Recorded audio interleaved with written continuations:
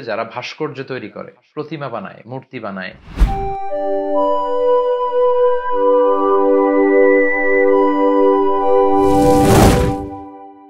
বিসমিল্লাহ ওয়াসসালাতু ওয়াসসালামু আলা রাসূলিল্লাহ ওয়া বা'দ। কাছে কিংবা দূরে, বাংলাদেশ থেকে কিংবা পৃথিবীর যে কোনো প্রান্ত থেকে যারাই আজকের এই লাইভ প্রোগ্রামটি দেখছেন, আপনাদের সবাইকে জানাচ্ছি আন্তরিক শুভেচ্ছা এবং অভিনন্দন। আহলান ওয়া সাহলান ওয়া মারহাবান বিকুম ফি হাযাল লিকা আত-তাইয়্যিব। আশা করছি আপনারা সবাই ভালো আছেন, সুস্থ আছেন এবং সবসময় কামনা করি যে আল্লাহ তাআলা আপনাদেরকে ভালো রাখুক, সুস্থ রাখুক এবং ঈমানের সাথে রাখুক। সম্মানিত সুধী, গত 2 দিন আগে আমি আমার এই মিজানুর রহমান আজহারী এই পেজটিতে আপনাদেরকে জানিয়েছিলাম যে আপনাদের জীবন ঘনিষ্ঠ কিছু প্রশ্ন নিয়ে প্রশ্নোত্তর পর্বের মতো একটি লাইভ আমি করব। সেই সুবাদে বেসিক্যালি আজকে ঠিক সন্ধ্যা 6টার মধ্যে আমরা এই লাইভে এসেছি। তো আশা করছি যে অনেক জায়গা থেকে আপনারা যুক্ত হচ্ছেন এবং আমরা যে সমস্ত বিষয় নিয়ে আজকে কথা বলবো এগুলো থেকে আমরা সকলেই উপকৃত হব ইনশাআল্লাহ। সম্মানিত শুধু আপনারা যারা লাইভ দেখছেন, আপনাদের লাইভের এই ভিডিওটির নিচে নিশ্চয়ই শেয়ার নামে একটি বাটন রয়েছে। আপনারা কাইন্ডলি সে শেয়ার বাটনে ক্লিক করবেন, ফলে এখনই লাইভটি শেয়ার হয়ে যাবে আর আপনাদের সাথে যুক্ত যেই বন্ধু বান্ধবরা আছে সবাই এখনই এই লাইভটি দেখতে পারবে আর কি ইনশাআল্লাহ। তো আমি সবাইকে অনুরোধ করব আপনারা কাইন্ডলি এখনই শুরু থেকেই লাইভটি যদি শেয়ার দিয়ে রাখেন তাহলে ইনস্ট্যান্ট সবাই লাইভটি দেখতে পারবে এবং কারো কোনো জীবন জিজ্ঞাসামূলক প্রশ্ন থাকলে এখনই তারা করতে পারবে। সম্মানিত শুধু আজকে বেসিক্যালি আমি আপনাদের কিছু প্রশ্নের উত্তর দেওয়ার চেষ্টা করব ইসলামিক পার্সপেক্টিভ থেকে, কারণ আমার এই পেজে অনেক প্রশ্ন আসে আপনাদের কাছ থেকে। অনেক দিনই ভাই এবং বোনেরা প্রশ্ন করে থাকেন, তো আসলে সব প্রশ্ন টাইপ করে অন টাইমে আনসার করা সম্ভব হয় না, ফলে আমরা মাঝে মাঝে লাইভে আসার চেষ্টা করি এবং সেগুলোর আনসার করার চেষ্টা করি। তো আমার ইনবক্সে জমা হয়ে থাকা প্রশ্নগুলোকে আগে প্রায়োরিটি দিয়ে সেগুলোর আনসার করব এবং শেষের দিকে যারা আপনারা এই লাইভের এই কমেন্টসে প্রশ্ন করবেন আপনাদের সেই প্রশ্নগুলোরও উত্তর দেওয়ার চেষ্টা করব। আমি অনেক কমেন্টস দেখতে পাচ্ছি এবং এগুলো খুব দ্রুতই মানে স্ক্রল আপ হয়ে যাচ্ছে, উপরের দিকে চলে যাচ্ছে, ফলে এগুলো আসলে আপনাদেরকে ওইভাবে পড়ে শোনানোর সুযোগ হচ্ছে না। অনেকে আমাকে এসএমএস করেছেন, বিভিন্ন জিনিস জানতে চেয়েছেন, তো যেগুলো টাইপ করে আপনাদেরকে জানানোর সুযোগ হয়নি ওইরকম কিছু প্রশ্ন দিয়ে আমি আজকে শুরু করছি। আশা করছি আপনারা সবাই উপকৃত হবেন। তো আমরা চলে যাই সরাসরি কিউএ সেশনে। একজন ভাই প্রশ্ন করেছেন যে দাদার আগে বাবা মারা গেলে নাতিরা দাদার সম্পদের মালিক হবে কিনা। এরকম ঘটনা কিন্তু অনেক সময় ঘটে থাকে। দাদার আগে মারা গিয়েছে বাবা, ছোট ছোট নাতি নাতনি আছে, তারা সম্পদ পাবে কিনা। আচ্ছা, শরিয়া পার্সপেক্টিভ থেকে কথা হচ্ছে না, দাদার আগে বাবা মারা গেলে নাতি নাতনিরা সম্পদ পাবে না। কেন পাবে না? কারণ দাদার কাছ থেকে তো বাবা পাবে, নাতি পাবে না। নাতি তো সেকেন্ড স্টেজে, ফার্স্ট স্টেজ এখানে আপনাকে কনসিডার করতে হবে। মানে দাদার কাছ থেকে পাবে বাবা, চাচা, ওনারা, কিন্তু নাতিরা পাবে না। কিন্তু কখনো এরকম হতে পারে যে দাদার আগে বাবা মারা গিয়েছে, এখন যে নাতিরা আছে তারা খুবই অসহায়, ইয়াতীম, টাকা পয়সা নেই। তো তখন দাদা যেটা করতে পারে, দাদা ওয়াসিয়াত করতে পারে, ওয়াসিয়া যেটাকে উইল বলে। 1/3 1/3 সর্বোচ্চ বা তার কম, কিন্তু তার বেশি করা যাবে না, ওয়াসিয়াত করা যায়। সেক্ষেত্রে যারা ওয়ারাসা বাই ডিফল্ট উত্তরাধিকার সম্পদের মালিক হবে তাদের ব্যাপারে ওয়াসিয়াত করা যায় না, বরং যারা ওয়ারাসা নয় তাদের ব্যাপারে ওয়াসিয়াত করা যাবে। তো 1/3 আসুলুস ওয়াসুলুসু কাসীর, 1/3 তো অনেক। তো এটা চাইলে দাদা করতে পারেন, কিন্তু দাদার আগেই যদি বাবা মরে যায় নাতিরা পাবে না। তবে হ্যাঁ, নাতিরা আসাবা হিসেবে পেতে পারে যদি চাচা না থাকে, মানে ওই দাদার মাত্র একটাই সন্তান ছিল, সে মারা যাওয়ার পরে শুধু নাতিরা আছে, তখন নাতিরা পাবে। কিন্তু যদি চাচা থাকে তাদের, তাহলে নাতি নাতনিরা সম্পদ পাবে না। তো সেক্ষেত্রে অনেকে বলে ইসলামের তো এটা ইনসাফপূর্ণ বিধান হচ্ছে না। তো সেক্ষেত্রে ইসলাম ইনসাফের যে রাস্তাটা খোলা রেখেছে সেটা হচ্ছে ওয়াসিয়াত করা যেতে পারে 1/3। দাদা চাইলে নাতি নাতনিকে সর্বোচ্চ 1/3 দিতে পারে। শাহু সিজদার বিধান জানতে চেয়েছেন। আচ্ছা, আমি আপনাদের এগুলোকে আমি পরে বলবো ইনশাআল্লাহ। সাজদাতুস সাহু। আচ্ছা, এরপর একজন প্রশ্ন করেছেন ইমাম মাহাদির আবির্ভাব নিয়ে কিছু বলুন। আল মাহদি আল মুনতাজার, আমরা ওনার অপেক্ষায় আছি, উনি আসবেন, আমরা এটা বিশ্বাস করি। কিন্তু ইদানিং কালে খুব বেশি শোনা যায় যে ইমাম মাহাদি হয়তো এ সালেই চলে আসবে বা 19 সালে আসবে, কেউ বলছে 2025-এর মধ্যে আসবে, কেউ বলছেন যে কিয়ামত চলেই আসলো। এ জাতীয় যে কথাগুলো বলা হয় এগুলোর আসলে কোনো ভিত্তি নেই। কারণ কিয়ামত কখন হবে লা ইয়ালামুহা ইল্লাল্লাহ, আল্লাহ ছাড়া কেউ জানে না। সো যারা এগুলো বলে এগুলো তাদের ব্যক্তিগত অবজারভেশন, ব্যক্তিগত কথা। আমরা জানি না ইমাম মাহদি কবে আসবে, তবে হ্যাঁ, কিয়ামতের যে ছোট ছোট আলামত আছে, the minor signs of the day of judgement, কিয়ামতের ছোট্ট আলামতগুলো, এই আলামতগুলোর বেশিরভাগই কিন্তু প্রকাশিত হয়েছে।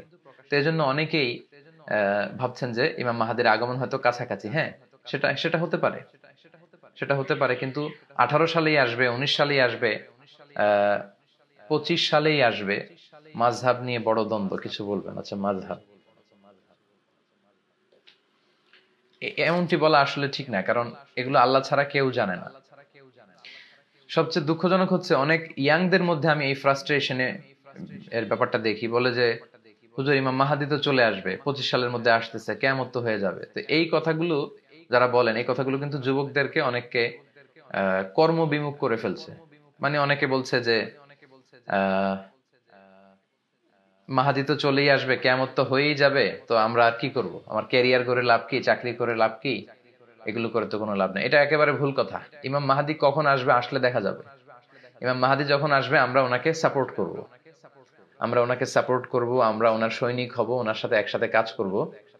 কিন্তু ইমাম মাহাদি আসবে, কিয়ামত হবে বলে সবকিছু বাদ দিয়ে কর্মবিমুখ হওয়া এটা ঠিক না। আপনি যেমন কাজ করে যাচ্ছিলেন কাজ করে যান, ইবাদত করে যাচ্ছিলেন ইবাদত করে যান, ক্যারিয়ারকে ব্রাইট করতে চেষ্টা করেছিলেন করে যান, আপনারা আপনাদের কাজকে চালিয়ে যাবেন। কিন্তু ইমাম মাহাদি আসবে, কিয়ামত হয়ে যাবে বলে আশা হারানো যাবে না। কিন্তু অনেকের মাঝেই কিন্তু এই বিষয়টা দেখা যায় যে 25 সালে আসবে, 26 সালে আসবে, এরকম কথা বলা হয়। এটা আসলে যারা বলেন তাদের ব্যক্তিগত অবজারভেশন, সুনির্দিষ্টভাবে কোরআন সুন্নাহয় কবে আসবে এক্স্যাক্টলি কিছু বলা হয়নি। তিরমিজির বর্ণনা বিষ্ণু ইসলাম বলেছেন ইয়ামলিকু সাবা আসিনিন ফিল আরদ, ইমাম মাহাদি যখন পৃথিবীতে আসবে তিনি 7 বছর পৃথিবীতে রাজত্ব করবেন। এবং বিষ্ণু বলেছেন ইউআতিউ ইসমুহু ইসমি ওয়া ইসমু আবিহি ইসমু আবি, বিষ্ণু বলেছেন যে আমার নামে হবে মাহাদির নাম, আমার বাবার নামে হবে মাহাদির বাবার নাম। মনে রাখবেন, মাহাদি মাহাদি কিন্তু ওনার নাম নয়, মাহাদি মানে হেদায়েত প্রাপ্ত, গাইডেড একজন মানুষ। তো ওনার নাম হবে বিশ্বনবীর নামে নাম। হতে পারে বিশ্বনবীর নাম ছিল মুহাম্মদ সাল্লাল্লাহু আলাইহি ওয়াসাল্লাম, তো হতে পারে ওনার নাম হবে মুহাম্মদ। বিশ্বনবীর নাম যে শুধু মোহাম্মদ এমনটা কিন্তু নয়, বিষ্ণুনবীর নাম আছে আহমদ, বিষ্ণুনবীর নাম আছে হাশের, আকিব, আবুল কাসেম, তহা, ইয়াসিন, মুজাম্মিল। তো কোন নাম নিয়ে যে উনি আসবে এটা আমরা জানি না, তবে বিষ্ণু বলেছেন আমার নামে হবে ইমাম মাহাদির নাম। বিষ্ণুনবীর কোনো একটা নাম হয়তো ইমাম মাহাদির থাকবে। আচ্ছা, তারপর বিষ্ণু ইসলাম এটাও বলেছেন আজরাল জাবহা ওয়া আকনাল আনফ, ইমাম মাহাদির ললাটটা হবে প্রশস্ত, প্রশস্ত ললাট হবে ইমাম মাহাদির, এবং আকনাল আনফ, টল নোজ হবে, প্রমিনেন্ট নোজ, খুব উঁচু নাক হবে ইমাম মাহাদির, প্রশস্ত ললাট, উঁচু নাক। আল মাহদি মিন ইতরাতি, আবু দাউদের আরেক বর্ণনা বিষ্ণু বললেন ইমাম মাহাদি আমার বংশের হবে, হাশমি খানদানের হবে, কুরাইশি হবে, মিন ভুলদি ফাতেমা, ফাতেমা রাদিয়াল্লাহু তাআলা আনহার যে বংশের ধারাক্রম, উনার বংশে আসবে ইমাম মাহাদি। ইয়াখরুজু মিন নাহিয়াতিল মাশরিক, উনি প্রাচ্য থেকে আসবেন, উনি পাশ্চাত্য থেকে আসবেন না। ইমাম মাহদি তিনি কিন্তু ইউরোপ, আমেরিকা, অস্ট্রেলিয়া থেকে আসবেন না, উনি আসবেন হচ্ছে প্রাচ্যের কোন একটা দেশ থেকে। ইয়ামলাউল আরদা কিসতান ওয়া আদলা, আবু দাউদের আরেক বর্ণনায় বলা হয়েছে যে তিনি পৃথিবীতে যখন আসবেন তখন 7 বছরের শাসনামলে উনি পৃথিবীকে ন্যায়, নীতি, সাম্য, ভ্রাতৃত্ব, ইনসাফ আর জাস্টিস দিয়ে পরিপূর্ণ করবেন। অবশ্য কোনো কোনো বর্ণনায় পাওয়া যায় উনি 8 বছর থাকবেন, কোনো বর্ণনায় পাওয়া যায় 9 বছর থাকবেন, তবে 7 বছর যে থাকবেন এই মতামতটা বেশি শক্তিশালী। তো এই হচ্ছে ইমাম মাহাদির ব্যাপারে সংক্ষিপ্ত পরিচিতি। যিনি প্রশ্ন করেছেন, ভাইয়ের প্রশ্নের উত্তর আমরা এতটুকু বলবো। তবে ইমাম মাহাদি চলে এসেছেন, চলে আসবেন 2 বছর পরে, কিয়ামত হয়ে যাবে, এ নিয়ে হতাশ হওয়ার কোনো কারণ নেই। কারণ এই কথাগুলো অনেক যুবকদেরকে কিন্তু হতাশ করে দিচ্ছে, তারা কর্মবিমুখ হয়ে যাচ্ছে। বরং এমনটা না করে আপনাদের যে অ্যানথিওসিজম, আপনাদের কর্মস্পৃহা, উম্মাকে সামনের দিকে এগিয়ে নিয়ে যাওয়ার জন্য আপনাদের যে কর্মতৎপরতা, আপনাদের প্রাণঢালা উচ্ছ্বাস, জীবন শক্তি, এগুলোকে কাজে লাগাতে হবে। ইমাম মাহাদি যখন আসবে তখন আমরা দেখব, তখন আমরাই সবাই কথা বলবো ইমাম মাহাদির ব্যাপারে এবং ওনাকে আমরা সাপোর্ট করবো ইনশাআল্লাহ। আশা করি প্রিয় ভাই উত্তর পেয়েছেন। আরেকজন প্রশ্ন করেছিলেন, পুরুষরা কি আঙ্গুলে আংটি পরতে পারবে? আসলে জুয়েলারি, অর্নামেন্টস এগুলো নারীদের জন্য, পুরুষদের জন্য নয়। তবে হ্যাঁ, পুরুষদের আংটির বিষয়টা ভিন্ন। পুরুষরা চাইলে আংটি পরতে পারবে। কোন হাতে পরবে? তারা ডান হাতে পরবে। বিষ্ণু ইসলাম ডান হাতে আংটি পরেছেন। কেন? রাসূল সাল্লাল্লাহু আলাইহি ওয়াসাল্লাম ইয়ালবাস খাতাম মিন ফিদ্দা, রাসূল সাল্লাল্লাহু আলাইহি ওয়াসাল্লাম রূপার আংটি পরতেন। রূপার আংটি রাসূল সাল্লাল্লাহু আলাইহি ওয়াসাল্লাম পরতেন। ফি ইয়ামিনিহি, ওনার ডান হাতে পরতেন। আর ওয়াকানা ফাসসুহু মিনাল হাবাশা, আর রূপার আংটির মধ্যে তিনি হাবাশা মানে বর্তমান ইথিওপিয়ার থেকে আনা একটা পাথর তিনি বসিয়েছিলেন। তাহলে রূপার আংটি পরতেন ডান হাতে। শামাইলে তিরমিজিতে এগুলো এসেছে। আর পাথরটা ছিল হাবাশি পাথর। তো সেই পাথরের মধ্যে আবার বিষ্ণু ইসলাম মুহাম্মদ রাসূলুল্লাহ লিখিয়েছিলেন। সবসময় আংটি পরতেন না বিষ্ণু ইসলাম, মাঝে মাঝে পরতেন। তবে আমরা অনেকে অনেক নিয়ত করে অনেক পাথর বসাই, সোলাইমানি পাথর, আকিক পাথর, সাফায়ের পাথর, এটা সেটা না। কোনো নিয়ত করে পাথর বসানো যাবে না, এগুলো ইসলামের মধ্যে নেই, এগুলো বেদাত। এগুলো আস্তে আস্তে শিরকের দিকে নিয়ে যাবে, কারণ পাথর কিছু করতে পারে না। ছবি তোলা হারাম কিনা আমরা বলবো ইনশাল্লাহ। মুর্শেদ আলী প্রশ্ন করেছেন, আমরা বলবো মুর্শেদ সাহেব। তো পাথর আপনার কিছু করতে পারে না, করতে পারে হচ্ছে আল্লাহ। ইযা সাআলতা ফাসআলিল্লাহ, বিপদে পড়লে চাবে তো আল্লাহর কাছে চাও। ওয়া ইযা ইসতাআনতা ফাসতাইন বিল্লাহ, সাহায্য চাইবে তো আল্লাহর কাছে সাহায্য চাও। তো কোনো নিয়তে পাথর বসানো যাবে না। বিষ্ণু ইসলাম মাঝে মাঝে এটা পড়তেন, সব সময় পড়তেন না। কেন পড়তেন? সাহাবারা এসে বললে, রাসূলুল্লাহ আপনি যে অনারব বাদশাদের কাছে ইসলামের চিঠি পাঠাবেন, রাসূল সাল্লাল্লাহু আলাইহি ওয়াসাল্লাম চিঠি পাঠাতেন, দাওয়াত দিতেন, ইসলামের সুশীতল বাণী গ্রহণ করার দাওয়াত দিতেন। তো সাহাবারা বলল যে অনারব বাদশারা ওই চিঠি গ্রহণ করে না যে চিঠির নিচে চিঠির প্রেরক সিগনেচার না দেয় কিংবা সিল না দেয়। তো বিষ্ণুনবী তো সিগনেচার দিতে জানতেন না, কারণ বিষ্ণুনবী ছিলেন আন-নবী আল উম্মি, নিরক্ষর নবী। বিষ্ণুনবীর কোনো অক্ষর জ্ঞান ছিল না। আলিফ বা তা সা, কোনটারে জিম বলে কোনটারে হা বলে উনি বুঝতেন না। কোনটাকে ওয়াহেদ, ইসনাইন, সালাসা, 1 2 3 কিভাবে লেখা থাকলে ওটা পড়তেও জানতেন না। উনি নিরক্ষর ছিলেন। অনেকে আবার ভুল বুঝতে পারেন, বিশ্বনবী নিরক্ষর ছিলেন কিন্তু বিশ্বনবী মূর্খ ছিলেন না। নিরক্ষর আর মূর্খ পার্থক্য আছে। নিরক্ষর হচ্ছে ইলিটারেট আর মূর্খ মানে ইগনোরেন্ট। বিশ্বনবী ইগনোরেন্ট ছিলেন না, উনি ছিলেন ইলিটারেট, অক্ষর চিনতেন না। Written word was kind of mystery to him. লিখিত কোনো জিনিস রাসূল সাল্লাল্লাহু আলাইহি ওয়াসাল্লামের কাছে এটা একটা রহস্যের মতো ছিল, উনি পড়তেই জানতেন না। কেন জানতেন না? আল্লাহ ওনাকে শিখাননি। বিশ্বনবী যদি লিখতে জানতেন, পড়তে জানতেন, তাহলে কাফির মুশরিকরা আরো বেশি করে বলার সুযোগ পেয়ে যেত যে মুহাম্মদ যে কোরআনের কথা বলে এগুলো আসলে আল্লাহর পাঠানো নয়, সে নিজে লিখেছে, নিজে বানিয়েছে। এজন্য আল্লাহ লেখাপড়াই শিখান নাই ওনাকে, অক্ষর জ্ঞান শিখান নাই। এবং কোন কবিতাও বিশ্বনবী পড়তে পারতেন না, জানতেন না। ওমা আল্লামনাহু শি'রা ওয়া মা ইয়ানবাগি লাহু, আমি আপনাকে কবিতা শিখাইনি। আর কবিতা শিখানো এটা শোভনীয় নয় আপনার জন্য। যদি বিশ্বনবী কাব্য প্রতিভা যদি ওনার মধ্যে থাকতো, তাহলে সবাই বলতো যে এই কোরআনের কথা, ওয়াদ-দুহা ওয়াল-লাইলি ইযা সাজা মা ওয়াদ্দাআকা রাব্বুকা মা ক্বালা, এই যে মিলানো কথাগুলো, এগুলো মুহাম্মদের বানানো, এগুলো আল্লাহর কথা নয়। এই জন্য টেস্ট টিউব বেবি, আচ্ছা সময় পেলে আমরা বলবো টেস্ট টিউব। এজন্য আল্লাহ তাআলা বিষ্ণু ঈসা ইসলামকে অক্ষর জ্ঞান শিখাননি। তিনি বিষ্ণু ঈসা ইসলামকে আল্লাহ তাআলা নিরক্ষর রেখেছেন। তাই বলে তিনি মূর্খ নন, তিনি জ্ঞানী ছিলেন। বিষ্ণু বলেছেন আদাবানি রব্বি ফা আহসানা তা'দীবি, আল্লাহ আমাকে আদব শিখিয়েছেন, জ্ঞান শিখিয়েছেন, ফলে আমার আদব, আমার জ্ঞান হয়েছে পৃথিবীর সবচাইতে শ্রেষ্ঠতম আদব আর শ্রেষ্ঠতম জ্ঞান। তো বিষ্ণু ঈসা ইসলাম ডান হাতে আংটি পরতেন, রূপার তৈরি আংটি পরতেন। খবরদার স্বর্ণের আংটি পরা যাবে না। পুরুষদের জন্য সিল্কের কাপড় পরা যেমনি হারাম, স্বর্ণ ব্যবহার করা হারাম। ডান হাতে পরতেন, রূপার আংটি পরতেন, সেখানে লেখা ছিল মুহাম্মদ রাসূলুল্লাহ। তো তিনি যখন চিঠি পাঠাতেন অমুসলিম বাদশাদের কাছে, তিনি লিখতেন সালামুন আলা মান ইত্তাবা আল হুদা আসলিম তাসলাম। চিঠিগুলো লিখে নিচে এরকম সিল দিয়ে দিতেন। বিশ্বনবীর ইন্তেকালের পরে এই আংটিটা খলিফা হিসেবে আবু বকর পায়, এবং আবু বকর রাদিয়াল্লাহু তাআলা আনহু উনি এটা ব্যবহার করতেন। 1-1.5 বছর পরে উনি যখন ইন্তেকাল করলেন, ওমরে ফারুক খলিফা হয়ে আসলেন, উনি এই আংটিটা ব্যবহার করতেন, প্রায় 10 বছর ব্যবহার করেছেন। এরপরে ওনার পরে যখন ওসমান যুন নূরাইন সাইয়েদনা ওসমান রাদিয়াল্লাহু তাআলা আনহু যখন খলিফা হলেন তিনি সেই আংটিটা পেয়েছিলেন খলিফা হিসেবে। কিন্তু তিনি কোন একটা কুয়ার পাশে, খুব সম্ভবত বীর ওয়ারিসার পাশে একজনের সাথে একটা ডিলিংস করার সময় ওনার আঙ্গুল ফসকে আল্লাহ রাসূলের সেই বরকতের আংটিটা কুয়ার মধ্যে পড়ে যায় এবং ওনার সময় থেকেই কিন্তু ফিতনা গজিয়ে ওঠে। মুসলিম বিশ্বে নানা ধরনের ফিতনা, নানা ধরনের হত্যাকাণ্ড, মারামারি শুরু হয়। আল্লাহু আ'লাম, আল্লাহ ভালো জানে, হতে পারে বিশ্বনবীর ওই আংটিটা ওখানে আহ আল্লাহ মানে একটা কুদরতি ভাবেই সেটা পড়ে গিয়েছে এবং তখন থেকে ওনার সময় থেকে কিন্তু ফিতনা দানা বেঁধে উঠেছে। তো পুরুষরা আঙ্গুলে আংটি দিতে পারবে কিনা এই প্রশ্নের উত্তরে তো আমরা বললাম যে ডান হাতে দিবে। যেহেতু বিশ্বনবী ডানপন্থী ছিলেন, ডান দিক দিয়ে কাজ করা পছন্দ করতেন। কানা রাসূলুল্লাহ সাল্লাল্লাহু আলাইহি ওয়াসাল্লাম ইউহিব্বু তায়াম্মুনা ফি শাআনিহি কুল্লি ফি তারাজ্জুলিহি তানাউলিহি, জুতা পরার সময় ডান পা ঢোকাতেন আগে, চুল আঁচড়ানোর সময় ডান দিক থেকে আঁচড়াতেন, মুসাফা করলে আগে ডান দিক থেকে, খাদ্য বিতরণ করলে আগে ডান দিক থেকে। তো সেজন্য সম্মানের হাত হচ্ছে ডান হাত, ডান হাতে আপনারা পরবেন আংটি, রূপার আংটি। আশা করি বুঝতে পেরেছেন। এরপর এক ভাই প্রশ্ন করেছেন, কাবলাল জুমা ও বাদাল জুমা কত রাকাত? প্রতি সপ্তাহেই আমাদেরকে সালাত আদায় করতে হয়, জুমার সালাত। শ্রেষ্ঠ একটি দিন, এদিনেই কিয়ামত হবে। এদিনে আদম আলাইহিস সালামকে আল্লাহ তাআলা সৃষ্টি করেছেন। আদম আলাইহিস সালামকে পৃথিবীতে এই জুমার দিনেই পাঠানো হয়েছে, জুমার দিনে দোয়া কবুল করা হয়েছে ওনার, জুমার দিনেই কিয়ামত হবে। তো এই জুমার দিনে আমাদের 2 রাকাত ফরজ সালাত পড়তে হয় বা ওয়াজিব যেটাকে আমরা বলি। তো এর আগে পরে কতটুকু সালাত পড়তে হয়, এটা ছিল ভাইয়ের প্রশ্ন। আমরা প্রশ্নের উত্তর দিচ্ছি।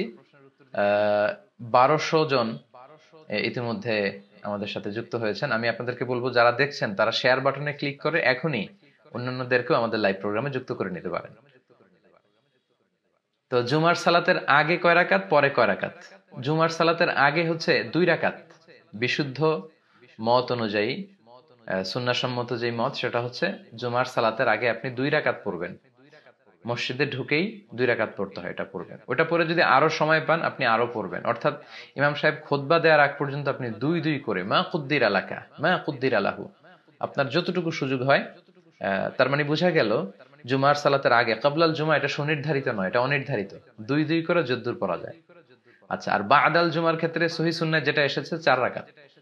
বাদাল জুমা আপনি পড়বেন 4 রাকাত যদি মসজিদে পড়েন, আর যদি ঘরে গিয়ে পড়েন তাহলে 2 রাকাত। আল্লাহ রাসূল সাল্লাল্লাহু আলাইহি ওয়াসাল্লাম মসজিদে নববীতে যখন বাদাল জুমা পড়তেন তিনি 4 রাকাত পড়তেন, ঘরে গিয়ে পড়লে 2 রাকাত পড়তেন।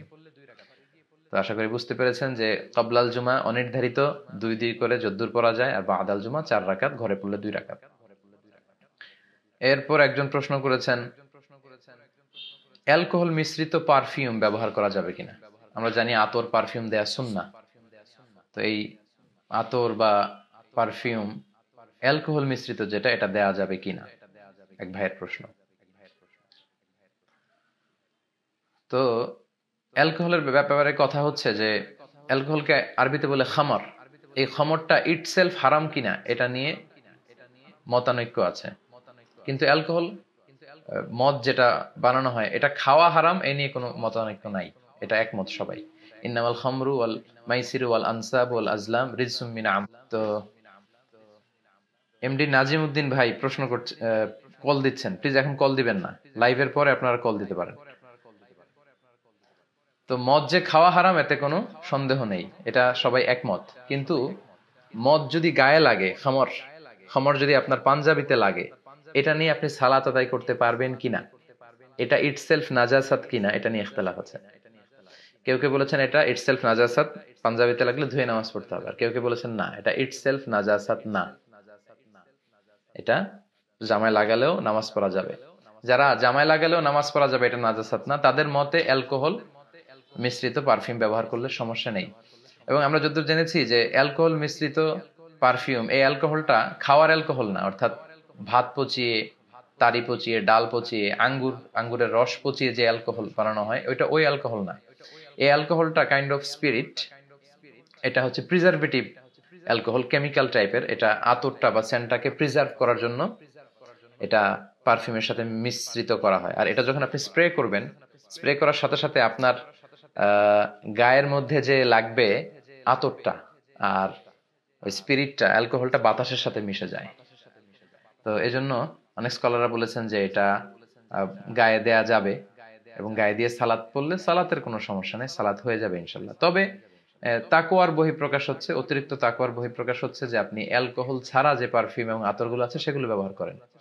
কিন্তু ফতুয়া হচ্ছে যে অ্যালকোহল মিশ্রিত আহ, যদি আপনি পারফিউম ইউজ করেন এটা হারাম হবে না, এবং এটা দিয়েও গায়ে দিয়েও আপনি সালাত আদায় করতে পারবেন, কারণ এটা হচ্ছে প্রিজারভেটিভ কেমিক্যাল। এটা আতরটাকে সংরক্ষিত করার জন্য খুব অল্প পরিমাণে ইউজ করা হয় এবং এটা গায়ে লাগে না, এটা বাতাসের সাথে মিশে যায়। আশা করি বুঝতে পেরেছেন। আরেক ভাই প্রশ্ন করেছেন প্রভিডেন্ট ফান্ডের জাকাত দিতে হবে কিনা এবং এটা সুদ হবে কিনা। খুবই জীবন ঘনিষ্ঠ একটা ব্যাপার। আমরা দেখতে পাচ্ছি মোল্লা নাজিমউদ্দিন ভাই যুক্ত হয়েছেন, আহলান ওয়া সাহলান। 1300 জন যুক্ত হয়েছেন, অনেকের ভাই অনেক প্রশ্ন। আজকে সারা রাতও যদি আমরা এই প্রশ্নের উত্তর করি আসলে এগুলো আনসার করে শেষ করা যাবে না, এজন্য একটু ধৈর্যের সাথে থাকতে হবে যে দেখি আমরা কত দূর যেতে পারি। তো এক ভাইয়ের প্রশ্ন যে প্রভিডেন্ট ফান্ডের জাকাত। সম্মানিত শ্রোতা মণ্ডলী, আপনারা জানেন যে যারা গভর্নমেন্ট জব করে তাদের বাধ্যতা কালো কলবের ব্যাপারে কিছু বলবেন? হ্যাঁ, বলবো ইনশাআল্লাহ। গভর্নমেন্ট জব যারা করে তাদেরকে বাধ্য হয়ে তাদের স্যালারির 10% বা 15% প্রতি মাসে দিয়ে দিতে হয় বা কেটে নেওয়া হয়, এবং আহ, তার চাকরি শেষে সেটা সে পায়। লেটস সে প্রতি মাসে 10% কেটে নেওয়াতে বা 15% কেটে নেওয়াতে তার পুরো চাকরির মেয়াদে 20 লক্ষ টাকা সরকার কেটে নিল, পরে তাকে 40 লক্ষ টাকা দিল। এই যে টাকাটা, এই টাকাটার জাকাত দিতে হবে কিনা? এটার জাকাত দিতে হবে যখন আপনি হাতে পাবেন। আমি আবারও বলছি, প্রভিডেন্ট ফান্ডের টাকা যখন আপনার হস্তগত হবে তখন আপনি জাকাত দিবেন, কারণ এটা সরকারের হাতে, এখন আপনি আপনার হস্তগত হয়নি, এজন্য প্রতি বছর বছর এটার জাকাত দেয়া লাগবে না। জাকাত দেওয়ার একটা মৌলিক নীতিমালা হচ্ছে আত-তামাল্লুক আন-নাফসি, আপনার কন্ট্রোলে আসতে হবে, টাকাটা আপনার হাতে আসতে হবে, তারপরে আপনি এটার জাকাত পে করবেন। তো যখন আপনি পাবেন পুরো টাকাটা, ওইটার সাথে আপনার ক্যাশ টাকা আছে কিনা, আপনার প্রাইস বন্ড আছে কিনা, আপনার ঘরে জুয়েলারি গোল্ড আছে কিনা, গোল্ডের বার আছে কিনা, সঞ্চয়পত্র আছে কিনা, এফডিআর আছে কিনা, সবকিছু যোগ দিয়ে আপনার আহ ঋণ থাকলে বাদ দিয়ে তখন আপনি জাকাত দিবেন। তাহলে কথা হচ্ছে যখন পাবেন তখন, আগে নয়। আর এটা সুদ হবে কিনা, এটা খুবই জরুরি একটা প্রশ্ন, অনেকেই প্রশ্ন করেন। বেশিরভাগ স্কলারদের মতে এই প্রভিডেন্ট ফান্ডের টাকাটা সুদ হবে না। প্রভিডেন্ট ফান্ডের টাকাটা সুদ হবে না, কারণ এটা আপনি দিতে বাধ্য। সরকার বাধ্য করে আপনার কাছ থেকে কিন্তু 10 to 15% টাকা রেখে দিয়েছে। লা ইউকাল্লিফুল্লাহু নাফসান ইল্লা উসআহা। বাধ্য হয়ে কিছু করা হলে আল্লাহ সাধ্যের বাইরে কিছু চাপিয়ে দেন না। তো এটা যেহেতু সরকার বাধ্যতামূলক, সরকারি জব কন্টিনিউ করতে হলে আপনাকে রাখতেই হবে। আপনার কাছ থেকে টাকা নিয়ে হয়তো 20 লাখ টাকা জমলো, পরে গভর্নমেন্ট আপনাকে আরো 20 লাখ দিল। এটা আরব দেশেও আছে, এটাকে বলে কি বলে মা বা'দাল খিদমা, মানে আফটার সার্ভিস অ্যাপ্রিসিয়েশন। আপনি যে গভর্নমেন্ট জব করলেন, আপনাকে এপ্রিসিয়েট করে আপনার থাকলো 20 লাখ, গভর্নমেন্ট আরো জুড়ে দিল 20 লাখ, মোট 40 লাখ টাকা। এটা ইনশাল্লাহ আপনি নিতে পারবেন। প্রভিডেন্ট ফান্ডের টাকাটা সুদ হবে না ইনশাল্লাহ, এটা নেওয়া যাবে। কারণ গভর্নমেন্টের সব টাকাই সুদ মিশ্রিত। আপনি যে স্যালারি নিচ্ছেন এই টাকাটাও তো গভর্নমেন্টের কোনো প্রজেক্ট থেকে, যে কোনো ফান্ড থেকে টাকাগুলো আসছে। তাই বলে কি আপনি গভর্নমেন্ট স্যালারি নিতে পারবেন? অবশ্যই পারবেন। তো প্রভিডেন্ট ফান্ডের সুদটার ব্যাপারে কথা হচ্ছে, এটা আসলে এরকম সুদ না, এটা হচ্ছে আফটার সার্ভিস অ্যাপ্রিসিয়েশন মা বা'দাল খিদমা। তবে হ্যাঁ, কেউ যদি অতিরিক্ত তাকওয়ার দাবিতে আপনারা যে প্রফিটটা আসলো সেটা না নিলেন, মূল টাকা নিলেন, সেটা হচ্ছে নূরুন আলা নূর, অনেক ভালো। তবে হ্যাঁ, গভর্নমেন্ট বেঁধে দিয়েছে 10 to 15%। অনেকের ক্ষেত্রে কিন্তু আরো বেশি, কেউ চাইলে আরো বেশি লগ্নি করতে পারে, অর্থাৎ 30% অনেকে রাখতে পারে। তো অতিরিক্ত যে রাখলেন ওই টাকাটা কিন্তু আপনি নিতে পারবেন না, ওইটা আপনি ইচ্ছা করে গভর্নমেন্টের ফান্ডে দিয়েছেন, ওইটা আপনি নিতে পারবেন না। কিন্তু যেটা গভর্নমেন্ট আপনার উপর কম্পেল করেছে, আপনাকে কম্পালসারি করে বাধ্যতামূলক ভাবে প্রভিডেন্ট ফান্ড নিয়েছে, সেটা ইনশাল্লাহ সুদ হবে না, সেটা আপনি নিতে পারবেন। আল্লাহু আলাম। আচ্ছা, এক ভাই প্রশ্ন করেছে যে ছবি তোলা প্রসঙ্গে, এই যে আমরা ফটোগ্রাফি নেই, ফটো তুলি, এটা এটা জায়েজ কিনা? এক্ষেত্রে অনেকে বলে থাকেন আসাদুন নাসি আযাবান ইয়াউমাল কিয়ামাতি আল মুসাউবিরুন, কিয়ামতের দিন সবচেয়ে বেশি শাস্তি দেয়া হবে যাদের, তারা হচ্ছে মুসাউবিরুন, চিত্রাঙ্কন করে, যারা মূর্তি বানায়। তো এই মুসাফিরুন দ্বারা সামান হু টেক্স দ্য ফটো, যে ছবি তোলে, এটা কিন্তু না, এটা হচ্ছে যারা ভাস্কর্য তৈরি করে, প্রতিমা বানায়, মূর্তি বানায়, প্রাণ আছে এমন জিনিসের চিত্র অঙ্কন করে অপ্রয়োজনে, এটার কথা বলা হয়েছে। কিন্তু আমরা যে ছবি তুলি এটাকে ইমেজ বলে, এটা এটা তুলতে কোনো সমস্যা নেই, এটা তোলা হারাম নয়। খেয়াল রাখবেন, কোন জিনিসকে হারাম বলে ঘোষণা দিতে হলে সুস্পষ্ট দলিল লাগে। আল আদিল্লা আল কাতঈয়া, অকাট্য দলিল ছাড়া কোন জিনিসকে হারাম বলে ঘোষণা দেওয়া যায় না। আমরা যে ছবিটা তুলি এটা মূলত আমাদের চেহারার একটা রিফ্লেকশনকে আমরা কাগজে ধরে রাখি। যেমন আয়নার সামনে যখন আমি যে দাঁড়ালাম, এই আমি, এই আমার আয়না, তো আয়নাতে যাকে দেখা যায় সেটা কি আমি? না, সেটা তো আমি না, আমি হচ্ছি এটা, আর ওইটা হচ্ছে আমার রিফ্লেকশন। তো এই রিফ্লেকশন যদি ধরে রাখা জায়েজ না হয়, তাহলে তো আয়নার সামনে দাঁড়ানো যাবে না। বিষ্ণুনবী তো আয়নার সামনে দাঁড়াতেন আর পড়তেন আল্লাহুম্মা হাসসানতা খালকি ওয়া আহসিন খুলুকি, আল্লাহ আমার চেহারা যেমন সুন্দর করেছেন আচরণ করে সুন্দর করে দেন। তো আয়নাতে আমরা যেটা দেখি সেটাকেই মূলত কাগজে ধারণ করা হয়, এটা জায়েজ আছে। এটা বর্তমান প্রেক্ষাপটে খুবই জরুরি। পরীক্ষা দিতে গেলে এডমিট কার্ডের জন্য ছবি লাগে, ভোটার আইডিতে ছবি লাগে, পাসপোর্ট করতে ছবি লাগে, ইমিগ্রেশনের ছবি লাগে, যে কোনো কাজে ছবি লাগে। সো এটা খুবই জীবন ঘনিষ্ঠ একটা বিষয়। ছবি আমরা তুলতে পারবো, তবে অপ্রয়োজনে যেন তোলা না হয়। আপনার বিভিন্ন লাইফ ইভেন্ট বিভিন্ন প্রোগ্রামের ছবিগুলো কিন্তু আপনারা চাইলে তুলে রাখতে পারেন, তবে অপ্রয়োজনীয় বারবার এত বেশি ছবি তোলা এটা ঠিক হবে না। এটা শুধু ছবির ক্ষেত্রে না, যে কোনো জিনিসের ক্ষেত্রেই। মিন হুসনি ইসলামিল মারই তারকুহু মা লা ইয়ানিহি, ব্যক্তির ইসলামের সৌন্দর্য হচ্ছে এমন জিনিস বর্জন করা যেটার কোনো প্রয়োজন নেই, অপ্রয়োজনীয়।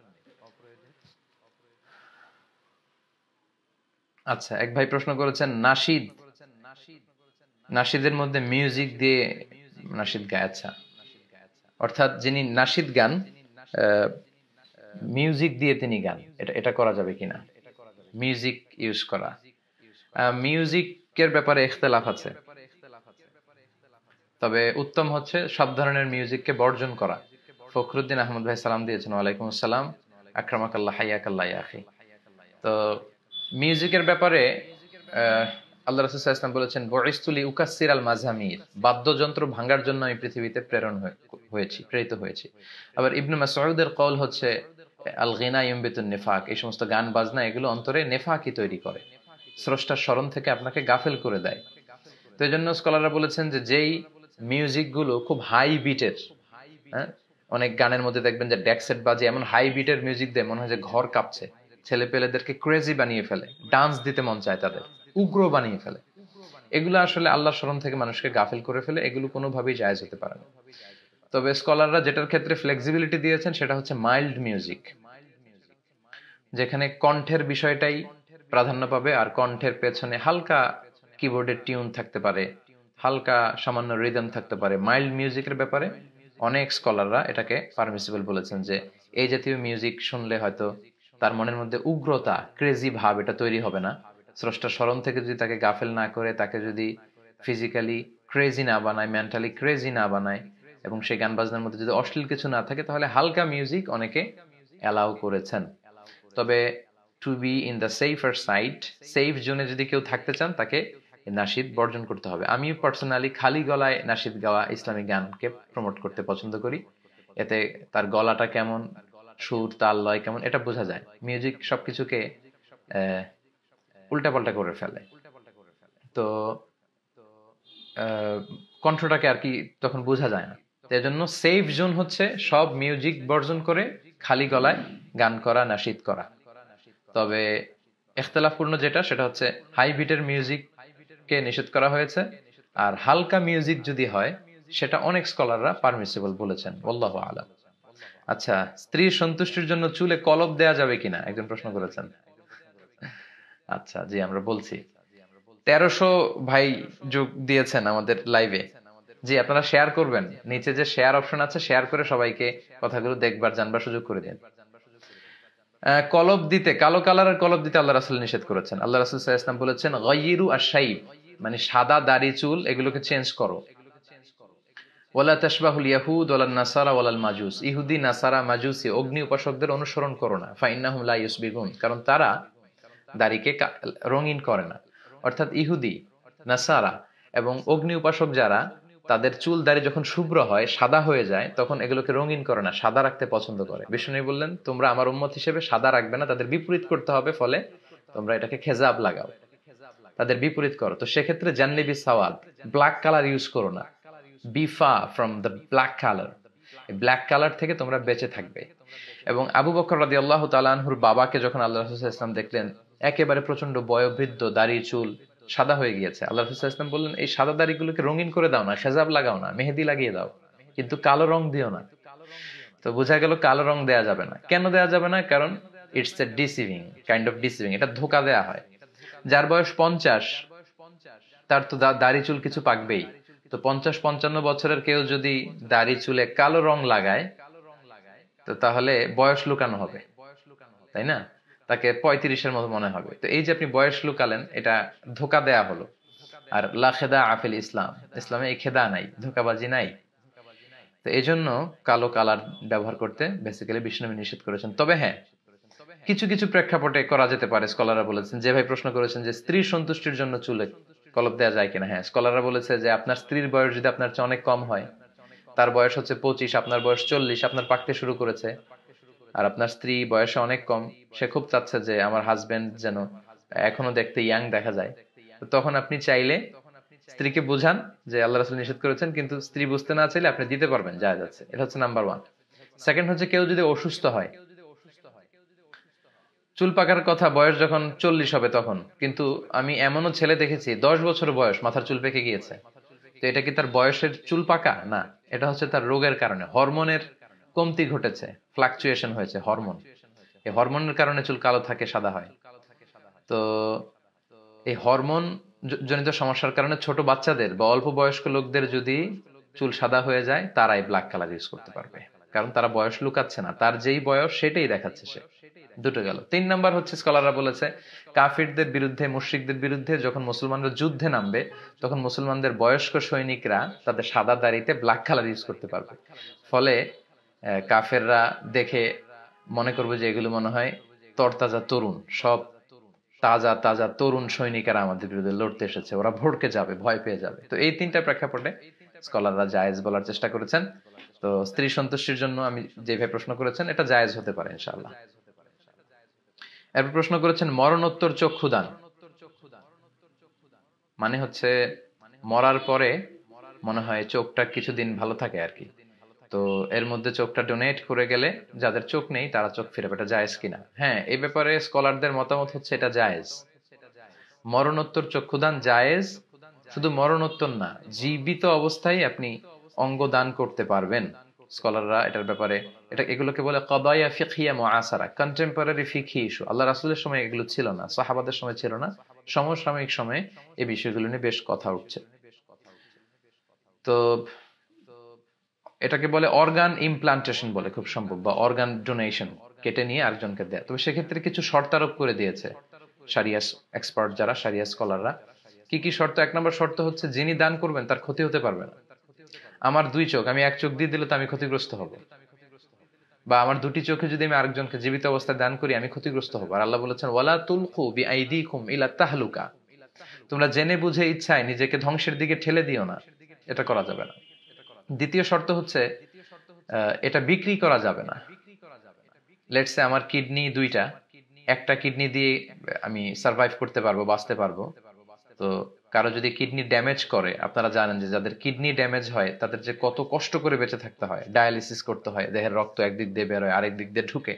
আমার কিছু পরিচিত জনদের আমি এই কথাগুলো শুনেছি যে তারা কি পরিমাণে কষ্ট পায় এই ডায়ালিসিসের কারণে। তো আপনি 2টা কিডনি যদি আপনার ভালো থাকে, একটা দিয়ে আপনি সার্ভাইভ করতে পারবেন, আরেকটা আপনি দিতে পারবেন, তবে এটা টাকার বিনিময়ে বিক্রি করা যাবে না। প্রথম শর্ত ছিল আপনার ক্ষতি করতে পারবেন না, তো কিডনি একটা ভালো, আরেকটা দিলে তো ক্ষতি হচ্ছে না। 2 নাম্বার হচ্ছে, টাকার বিনিময়ে আপনি বিক্রি করতে পারবেন না, কারণ আল্লাহ বলেছেন ওয়ালাকাদ কাররামনা বানি আদম, I have dignified the status of the sons of Adam. আমি আদম সন্তানদেরকে অনেক সম্মানিত করেছি, জীবিত অবস্থায়ও সম্মানিত, মরে গেলেও সম্মানিত। তা আমাদের অঙ্গগুলো এত সম্মানিত, এগুলো বিক্রি করা যায় না। একটা চোখ টাকার বিনিময়ে এটা হয় না, কারণ পৃথিবীর সবাই মিলে আল্লাহর দেয়া এরকম ন্যাচারাল চোখ বানাতে পারে না। তো প্রথম শর্ত আপনার ক্ষতি করবেন না, দ্বিতীয় শর্ত হচ্ছে টাকার বিনিময়ে এগুলো বিক্রি করা যাবে না। 3 নম্বর শর্ত হচ্ছে যাকে দিবেন তার জন্য এটা খুবই জরুরি হতে হবে, ইমার্জেন্সি, এটা না হলে তার বাঁচার উপায় নাই। এই কন্ডিশন যদি হয় তাহলে শুধু মরণোত্তর না, মরার আগেই অর্গান ডোনেশন এটা করা যাবে ইনশাআল্লাহ। আর মরণোত্তর চক্ষুদান ইনশাআল্লাহ জায়েজ আছে। আচ্ছা, একজন প্রশ্ন করেছেন দঈফ এবং মাউদু, জয়ীফ হাদিস আর মাউদু হাদিসের মধ্যে পার্থক্য কি? সম্মানিত ভাইয়েরা, দঈফ হাদিস হচ্ছে দুর্বল হাদিস, আর এই দুর্বল হাদিসের অনেক প্রকার আছে, যেমন মুনকার, মুরসাল, মুত্তারাব। এর মধ্যে একটা প্রকার হচ্ছে মাউদু। মাউদু মানে হচ্ছে ফেব্রিকেটেড ট্রেডিশন, বানোয়াট, আল্লাহ রাসূলের নামে বানোয়াট কথা বলা, বানিয়ে, ইচ্ছাকৃতভাবে বানিয়ে কথাগুলো বলা, এগুলো হচ্ছে কি মাউদু। আল্লাহ রাসূল বলেছেন মান কাযাবা আলাইয়া মুতাআম্মিদান ফালিয়াতাবাওয়া মাকআদাহু মিনান নার, যে আমার ব্যাপারে জেনে শুনে মিথ্যা বলে চালিয়ে দেয় সে যেন জাহান্নামকে তার নিজের ঘর বানিয়ে নেয়। বলে আয়াযু বিল্লাহ, আল্লাহ আমাদেরকে হেফাজত করুক। তো দঈফ হাদিস হচ্ছে, আমি ভেবেছি যে দঈফ হাদিস, মুস্তালাহুল হাদিস নিয়ে হয়তো কিছু সিরিজ আলোচনা করলে, লেকচার করলে আপনারা এগুলো বুঝতে পারবেন। অল্প সময় এগুলো বোঝানো সম্ভব না। সহজ কথা হচ্ছে, একটা হাদিস সহিহ হওয়ার জন্য অনেকগুলো শর্ত আছে। যেমন ইত্তিসালুস সানাদ, যারা বর্ণনা করেছে এই চেইনটার মধ্যে গ্যাপ থাকতে পারবে না। তারপর যারা বর্ণনাকারী তারা আদেল হতে হবে, ন্যায়পরায়ণ, তাদের দব থাকতে হবে, মেধা শক্তি ভালো থাকতে হবে, সাজ হতে পারবে না, ইল্লাত হতে পারবে না। এই পাঁচটার কোনো একটা বা একাধিক যদি নষ্ট হয়ে যায় তখন হাদিসটা কি হয়ে যায়? দঈফ হয়ে যায়, দুর্বল। আর মাউদু হাদিস হচ্ছে বানোয়াট কথা। তো অনেকেই ইদানিং কালে বলে থাকে যে হাদিসটা সহি কিনা জানতে চায়, আর দঈফ হলে এটাকে মানতে চায় না, নাক ছিটকায়। এটা কিন্তু ঠিক না। অল্প পড়াশোনা করে যখন আপনি কোন জটিল বিষয় নিয়ে কথা বলতে যাবেন, মন্তব্য করতে যাবেন, তখনই আপনি বিপাকে পড়বেন। এজন্য যারা আমরা অল্প জানি তারা যেন না জেনে কারো ভুল ধরতে না যাই। আমি পার্সোনালি কারো ভুল ধরতে খুব ভয় পাই, কারো ব্যাপারে সমালোচনা করতে খুব ভয় পাই, কারণ আমার ভুলের শেষ নাই, আমার দুর্বলতার শেষ নাই, মানুষ মাত্রই ভুল। আর আমি আরেকজনের ভুল কি করে ধরবো? নিজের ভুল ধরেই তো কুল পাই না। তো এই অ্যাটিটিউডটা খুব খারাপ, প্রয়োজনে অপ্রয়োজনে মানুষের ভুল খুঁজে বের করার চেষ্টা করা। দঈফ শুনলে অনেকে নাক ছিটকায়। দঈফ হাদিসের হুকুম জেনে নেন। দঈফ হাদিস আল্লাহর সিফাতের ক্ষেত্রে বর্ণনা দেয়া যাবে না, আকীদার ক্ষেত্রে বর্ণনা করা যাবে না, শরীয়তের কোন আহকাম, রুলিং, কোডিং সিস্টেমের ক্ষেত্রে বর্ণনা করা যাবে না। কিন্তু কোন ঘটনা পরম্পরা জুড়ে দেওয়ার জন্য বর্ণনা করা যাবে, ফাজাইলুল আমালের ক্ষেত্রে বর্ণনা করা যাবে, এক্সট্রা ইনফরমেশন হিসেবে বর্ণনা করা যাবে। এমনকি দঈফ হাদিস যদি অনেকগুলো ওয়েতে বর্ণিত হয়, এটা যারা আলেম তারা বুঝবেন, সাধারণ কনভেনশনাল স্টাডি যাতে তাদের বুঝতে কঠিন হয়ে যাবে। হাদিসটা দঈফ, খেয়াল করে শুনুন, হাদিসটি দঈফ, কিন্তু এগুলো অনেকগুলো ওয়েতে এসেছে, বর্ণনার অনেকগুলো ধারা আছে, শাখা আছে, উপশাখা আছে। অনেকগুলো ধারায় বর্ণিত হওয়ার কারণে, শাওয়াহিদ তাওয়াবে থাকার কারণে এটার দঈফ থাকে না, এটা একটু উপরের দিকে চলে যায়। অর্থাৎ এটার দারাজা এক স্টেপ এগিয়ে যায়, সেটাকে বলে হাসান লি গায়রিহির পর্যায়ে চলে যায়। 4 ধরনের হাদিস দিয়ে হুজ্জাত নেওয়া যায়। ইহতাজ্জু বিহি, সাহিলি জাতিহি, সাহিলি গায়রিহি, হাসান লি জাতিহি, হাসান লি গায়রিহি। তো এই যে হাসান লি গায়রিহি যেটাকে দিয়ে হুজ্জাত নেওয়া যায়, এটা কিভাবে হয়? এটা হয় দঈফ হাদিস দিয়ে। তার মানে দঈফ হাদিস অনেকগুলো চেইনে বর্ণিত হলে এটার দঈফ থাকে না, দুর্বল থাকে না, এটা শক্তি পেয়ে হাসান লি গায়রিহি হয়ে যায়। সেটা দিয়ে শরীয়তের কোডিং করা যাবে। তো এই বিষয়গুলো অনেকে না জেনে দঈফ শুনেই বলে যে দঈফ হাদিস মানা যাবে না। সে আসলে দঈফ সম্পর্কে কি জানে? যারা জানে না তারাই বেসিক্যালি এই কথাগুলো বলে। আবু নওয়াসের একটা কবিতা আছে, ওয়াকুল লিমান ইয়াদদাঈ ফিল ইলমি ফালসাফাতান হাওয়াস্তা শাইআন ওয়া গাবাত আনকা আশিয়াউ। তিনি বলেছেন যারা বলে যে আমি সব জানি, সব জানি, এরকম বলে বোঝাতে চায়, ভাব দেখাতে চায়, তাদেরকে বৃদ্ধাঙ্গুলি দেখিয়ে তুমি বলো যে তুমি কিচ্ছু জানো না, তোমার জানার অনেক বাকি। জান্নেওয়ালার উপরও জান্নেওয়ালা থাকে, সবচেয়ে বড় জান্নেওয়ালা হচ্ছে আল্লাহ। জান্নেওয়ালার উপরও জান্নেওয়ালা থাকে, জ্ঞানীর উপরও জ্ঞানী থাকে। এজন্য আগে জ্ঞান অর্জন করুন, আগে জানুন, তারপরে অন্যের ভুল ধরতে আসেন, কথা বলতে আসেন। এজন্য দঈফ বললেই এটাকে নাক ছিটকানো যাবে না। আচ্ছা, এরপরে ইসরায়েলিয়াতের ব্যাপারে আমরা যারা তাফসির করি, তাফসিরের বর্ণনা যখন আমরা দেই, বিভিন্ন সূরার আমরা এক্সপ্লেনেশন, ইন্টারপ্রিটেশনে যাই, আমরা সহি বর্ণনা দেই। তারপরে আমরা মাঝে মাঝে সাপোর্টিং ডকুমেন্ট হিসেবে ইসরায়েলি বর্ণনা আনি। ইসরায়েলি বর্ণনাটা কি? আল ইসরায়েলিয়াত হচ্ছে আল্লাহ রাসূলের কথা নয়, এগুলো অন্য নবীদের কথা, মুসা আলাইহিস সালামের কথা, ঈসা আলাইহিসসালামের কথা, সুলাইমান আলাইহিসসালামের কথা বা ওনাদের সাহাবীদের কথা, এগুলো আল্লাহ রাসূলের ট্র্যাডিশন নয়, অন্যান্য নবীদের ট্র্যাডিশন। এগুলো কিন্তু বর্ণনা করা যাবে। বিষ্ণু বলেছেন হাদ্দিসু আন বানি ইসরাঈলা ওয়ালা হারাজ, বানি ইসরাইল থেকে এই ট্র্যাডিশন গুলো বর্ণনা করো, সমস্যা নেই। কিন্তু অনেকে মনে করে ইসরায়েলিয়াত হলেই এগুলো বানোয়াট, এটা ঠিক না। ইসরায়েলিয়াতের 3টা হুকুম আমরা আল আজহারে আল ইসরাঈলিয়াত নামে একটা ডিসিপ্লিনে পড়াশোনাই করেছি কয়েকশো নম্বরে। তো আমরা এত পড়েও কিছু শিখতে পারলাম না, আর আপনি কার কাছ থেকে কি শুনে না শুনে যাচ্ছে তাই মন্তব্য করে যাবেন। এজন্য মন্তব্য করার আগে সাবধান। কিবোর্ড চাপলেই কমেন্টস লেখা যায়, কিন্তু কমেন্টস লেখার আগে কয়েকবার ভেবে নেবেন যে এটার ইম্প্যাক্ট কি হতে পারে, আসলে আমি এই ব্যাপারে একেবারে পুঙ্খানুপুঙ্খ ভাবে জানি কিনা। ইসরায়েলিয়াতের ব্যাপারে 3টা মতামত। 1 নম্বর মতামত হচ্ছে ইসরায়েলি বর্ণনা যেগুলো কোরআন হাদিসের সাথে হুবহু মিলে যাবে, নুসাদ্দিকু ওয়া নাআখুযু বিহি, এটাকে আমরা সত্য বলে গ্রহণ করব, কারণ কোরআন হাদিসের সাথে মিলেছে। নাম্বার 2, মোল্লা নাজিম ভাই বলেছেন মিয়ারে হক নিয়ে কিছু কিছু বলেন। আমরা তো আমি হক, সব হক আমাদের মধ্যে আছে কখনো দাবি করি না, করব না। আমরা মুসলিম বিশ্বের ঐক্যে বিশ্বাসী।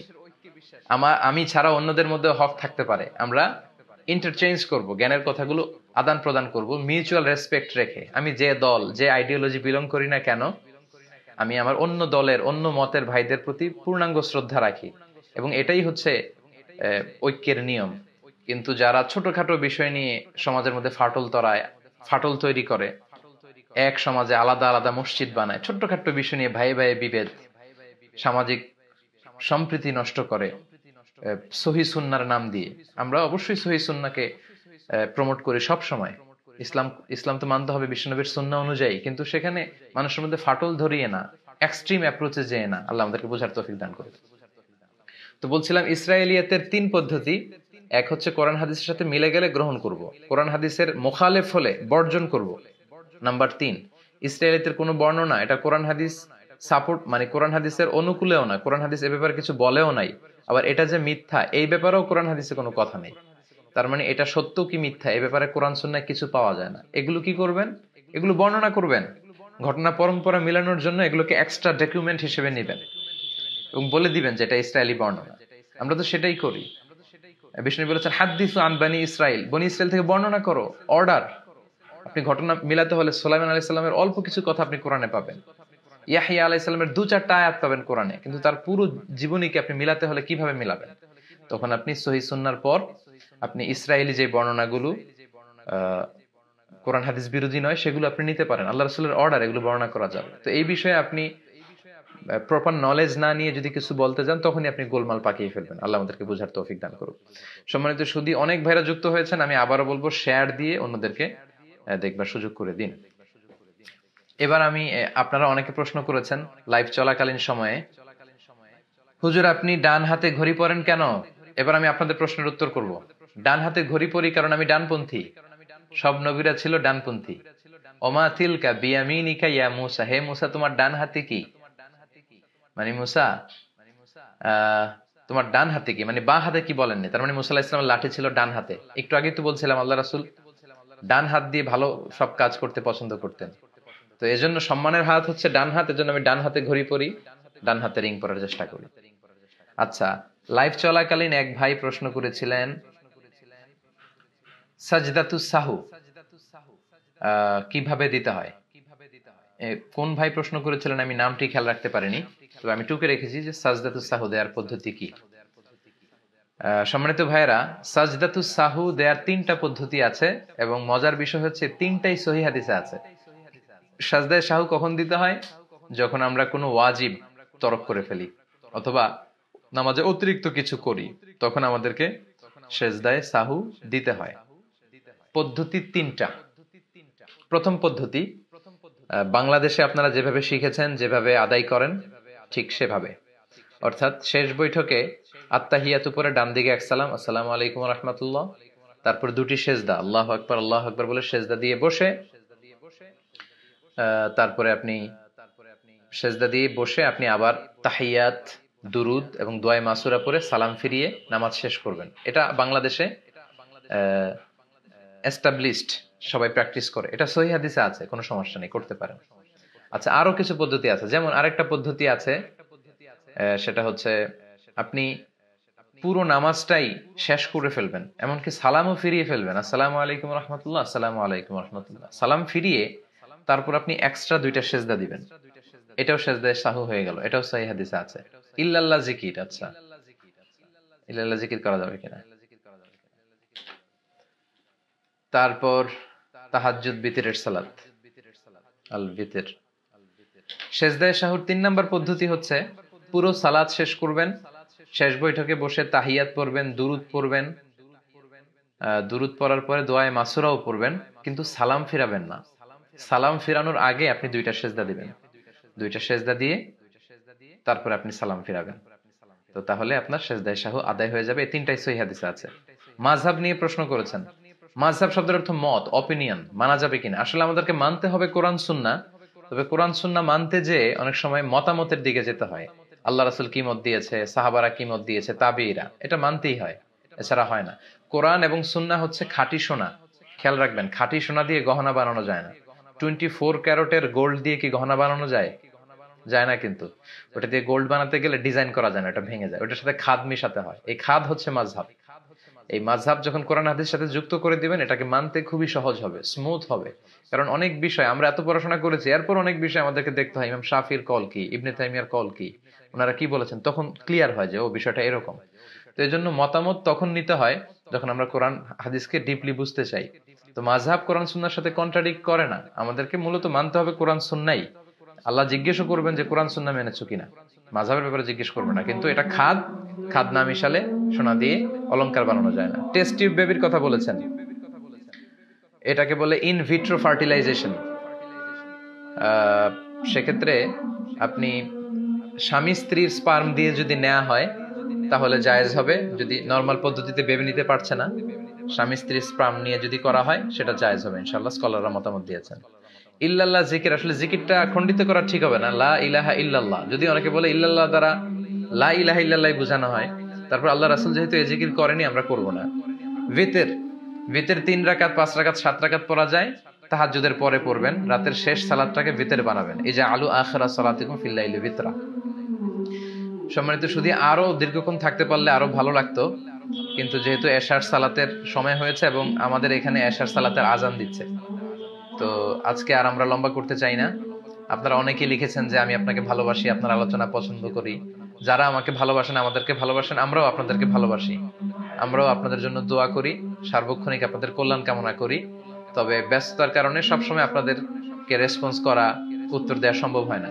আমরা সবাই আপনাদের কাছে দোয়া চাই। আপনারা সবাই ভালো থাকবেন, সুস্থ থাকবেন। নির্বাচন খুবই কাছে, একটা সুষ্ঠু নির্বাচন যেন আমরা পাই। যোগ্য, সৎ এবং ইসলাম প্রিয় প্রার্থীকে আমরা সমর্থন দিব এবং ইসলাম প্রিয় লোকরাই যেন ক্ষমতায় আসে, আমরা সে দোয়া করি। আপনারা সবাই ভালো থাকবেন, সুস্থ থাকবেন, সুন্দর থাকবেন। আর শেয়ার করে আলোচনাটি সবাইকে দেখার সুযোগ করে দিবেন। আসসালামু আলাইকুম ওয়া রাহমাতুল্লাহি ওয়া বারাকাতুহু।